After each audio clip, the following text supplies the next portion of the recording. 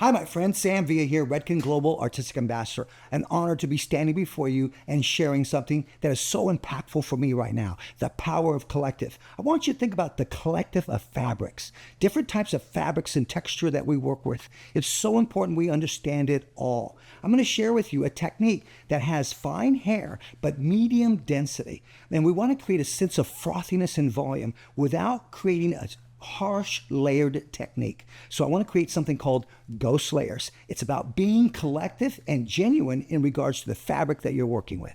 Now, my friend, you can see with my guest Lily, it looks deceiving because it looks very thick in density.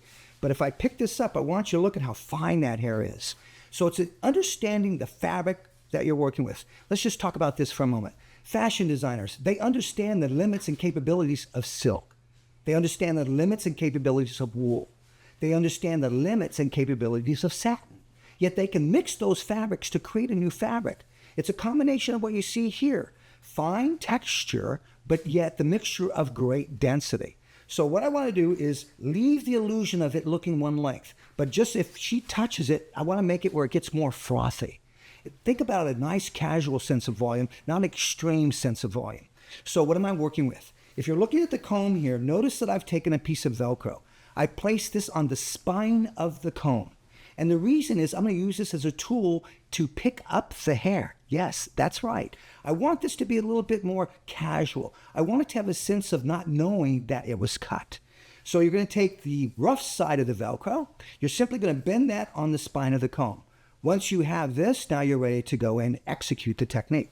We're going to take a diagonal forward section. This is the technique where I want to apply the technique. I'm going to apply it in this fringe area. So I'm going to take a diagonal forward section. Once I have that, I'm going to take a blending shear. And I want to work with a blending shear. And the reason I want to work with a blending shear, or thinning shear, if you will, I want to create a very soft edge, not so much of a blunt edge. Once again, think ghost layers. I know you're probably thinking, Sam, ghost layers? Ghost layers, they're hidden. You can't see them. They float on top of bobs. They give bobs a sense of frothiness. So now I'm going to come through. Before I cut, watch how I'm going to take the Velcro. And I'm just going to move the Velcro back and forth. Notice how it picks up the flyaways. So I can go in, move this back and forth. Once I have that, I pick up the hair I have, and I cut. Now I'm going to take another diagonal section right underneath that. Watch how I'm going to once again take the Velcro of the comb, lay it horizontally on top, just wiggle back and forth. That will determine how much you're picking up. Now just lightly lift. Now look at the hair that I have. Now I'm going to come through, close in various positions. So I'm getting short, diffused, hidden, soft little bits of pieces inside, not being so aggressive this season. Come back through, take another diagonal section. Now you're probably wondering, Sam, how aggressive do you get with this? Once again, it's based on density. Think about the fabric. Let the fabric tell you the do's and the don'ts, if you will.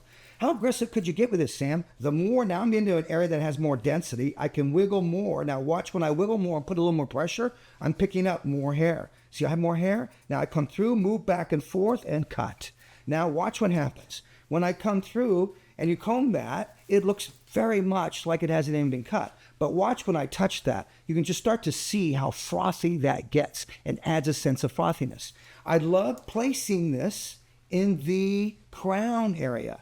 So when I come back in the crown area and you want to create a little bit of soft edge of volume, you want to come through, take a horizontal section. I'm going to get a little bit more aggressive in the crown. I'm going to move back and forth, placing a little bit more pressure with my comb, picking up more hair. Look how much more hair I picked up in that crown area. Now I'm going to close and move back. And the reason I'm moving back is so I get variations of length. Instead of just taking the blending shear, close, close, close, you're going to get a very hard edge inside of an existing line. And once again, doing this a number of times will just start to give it, when she touches it or the wind catches it, you're going to get a sense of frothiness.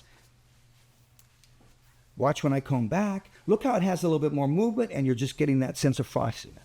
My choice of product. I love using my One United as a cutting lotion.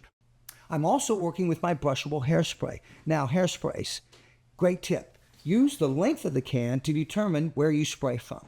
A lot of clients sometimes get too close, and that's the reason why they don't like a hairspray. Remember, my friend, it's the application of product that makes it successful. So I'm going to come through, watch how I'll tickle and I'll lift and spray from a distance. tickle and lift so that that spray actually gets itself inside. Now let's just work with our hands and watch the movement I get and the frothiness that I get just in that fringe area. Now there's opportunities that you have aside from just the front area.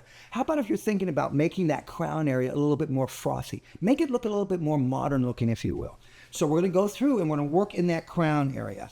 When I work in the crown area, I'm going to take a horizontal section. I'm going to be a little bit more aggressive because there's more hair here. So fine teeth of the comb. Now we're going to come through, placing the Velcro horizontally across, move it back and forth. Now watch how much more hair I'm going to lift. And now I'm going to come through, close, and backstroke on this. Why am I backstroking? So that if I come in and I close, and take that length off, you're going to have a straight, a diffused hard line inside of existing length. By pushing back, you're moving the hair to various positions. Watch again. Okay, I'm going underneath that section that we just did, taking another section, coming through, move back and forth, a little bit more heavy-handed, picking up more hair. Once I have that, and be casual about it. It doesn't need to be even across. Now I'm going to come through, watch slow motion.